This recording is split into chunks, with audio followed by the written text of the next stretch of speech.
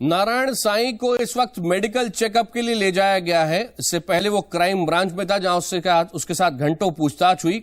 उसी के आधार पर जो जानकारी सामने आ रही है, एक्सक्लूसिव इंफॉर्मेशन जो जी न्यूज के पास है, आपको बताते हैं कि 58 दिन कहां रहा नारायण साईं, कैसे उसने पुलिस की आंखों में धूल झोंकी। सबसे पहले सूरत में साईं के खिलाफ केस दर्ज हुआ। जिस दिन एफआईआर हुई उस दिन साईं जयपुर में था। जयपुर से नारायण साईं फिर भागा तो आगरा चला गया। आगरा से अगले दिन सुबह वो दिल्ली पहुंचा। आगरा से यूपी के सीतापुर नारायण साईं गया। वो लगातार भागता रहा, एक जगह रुका नहीं। एक हफ्ते तक साईं उत्तर प्रदेश के सीतापुर में रहा, जो कि लखनऊ के पास है, और सीतापुर से फिर वो भागा हरिद्वार। तो जगह जगह आश्रम थे, समर्थक थे, उनके पास नारायण साईं जाता रहा। हरिद्वार में 10 दिन रुकने के बाद नारायण साईं को लगा कि वहां रुकना अब खतरे से खाली नहीं है, तो वो वहां से महाराष्ट्र चला गया और वहां पर महाराष्ट्र के अंदर भी बार बार ठिकाने बदलता रहा और कुछ दिन ठाणे में जाके रुका। और फिर महाराष्ट्र से निकला तो गुजरात के वलसाड़ में, यानी दूसरी बार गुजरात भी पहुंचा नारायण साईं, और वहां से फिर उदयपुर निकल गया क्योंकि उसको लगा कि गुजरात में वो गिरफ्तार हो सकता है।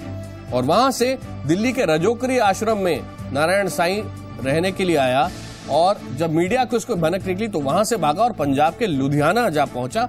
और लुधियाना की टिप थी जो सूरत पुलिस को मिली, जिसके बाद वो जानकारी उन्होंने शेयर की दिल्ली पुलिस के साथ, और आखिरकार हरियाणा में कुरुक्षेत्र के पास पिपली से नारायण साईं को पकड़ लिया गया।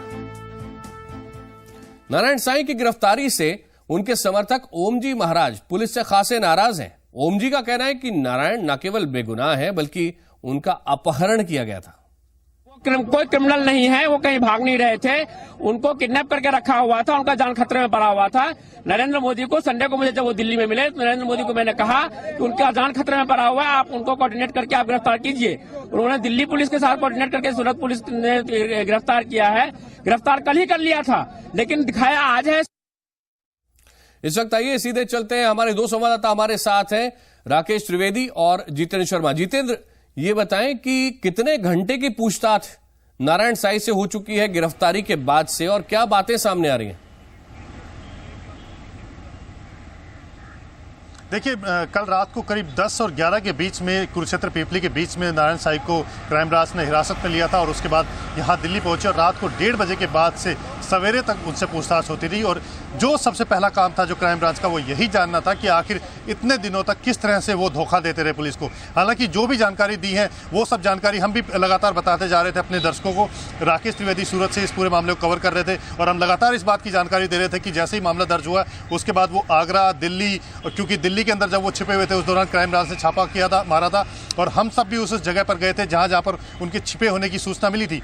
उसके बाद ग्रेटर नोएडा होते हुए हरिद्वार के लिए गए, और वहाँ से फिर वापस दोबारा महाराष्ट्र के लिए निकल गए थे। तो जहाँ जहाँ उनके छिपे होने की खबर थी वो लगातार हम दर्शकों को बता रहे थे। और ठीक वही जानकारी जब क्राइम ब्रांच ने नारायण साईं से पूछी है तो उसने भी यही बताया कि किस किस तरह से वहाँ पर छिपता रहा।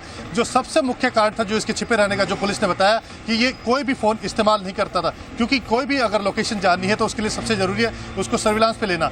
हालांकि ह्यूमन इंटेलिजेंस के जरिए भी लगातार नज़र रखी जा रही थी, लेकिन जब जब फ़ोन पे पता लग रहा था कि इसी से बात हुई है, उसके बाद वो लोकेशन ट्रेस की गई, और उसके बाद ये पता लगता गया कि ये इसी जगह पर छिपे हैं। लेकिन जब तक टीम वहां पर पहुंचती तब तक नारायण साईं उस जगह से निकल चुके थे। ठीक जिस तरह से कल गिरफ्तार किया गया है, उससे ठीक पहले दिल्ली क्राइम ब्रांच को इस बात की जानकारी थी कि वो लुधियाना में छिपे हुए हैं एक बिजनेसमैन के घर पर, लेकिन जब तक वहां पहुंचे तब तक नारायण साईं वहां से निकल चुके थे। लेकिन स्पेसिफिक इनपुट था, लगातार ट्रेस किया जा रहा था, इसलिए उसी समय पीछा किया गया और कुरुक्षेत्र पिपली के पास जाकर के गिरफ्तार कर लिया गया। जितेंद्र, 5 लाख रुपए का नाम नारायण साईं पर था, 1 लाख रुपए हनुमान पर था, और इन दोनों को गिरफ्तार कर लिया गया। इन दोनों के अलावा भाविका को गिरफ्तार किया गया, रमेश को और विष्णु को। तो इन 5 लोगों की गिरफ्तारी, नारायण साईं के अलावा 4 और लोगों की गिरफ्तारी कितनी महत्वपूर्ण है?